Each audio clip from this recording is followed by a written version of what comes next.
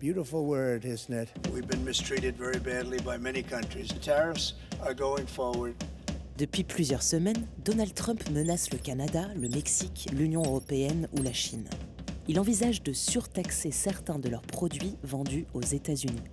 Et ce, jusqu'à 25, 50, voire 200%.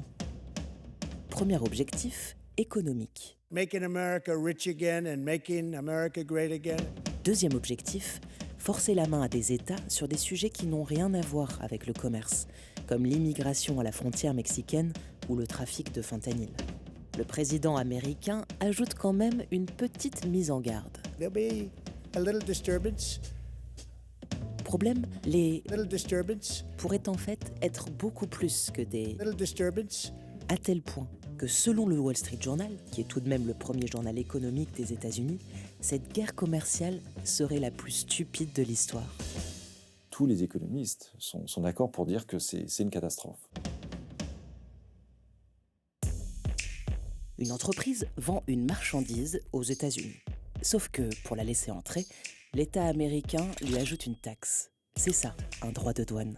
Very importantly, tomorrow tariffs 25% on Canada and 25% on Mexico.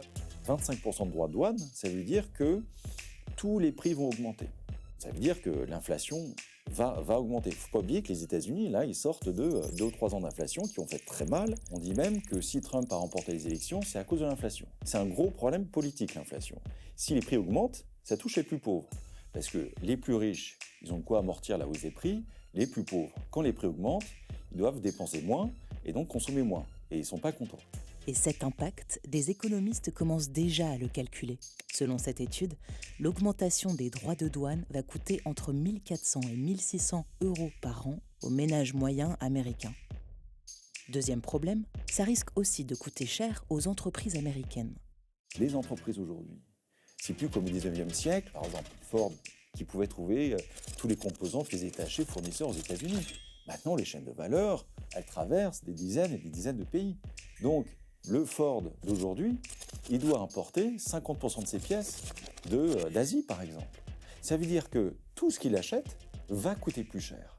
Et donc, il sera peut-être moins compétitif qu'un constructeur automobile en Chine ou en Europe. Donc, si on résume, ça veut dire que les prix vont augmenter pour les consommateurs et que les entreprises seront moins compétitives.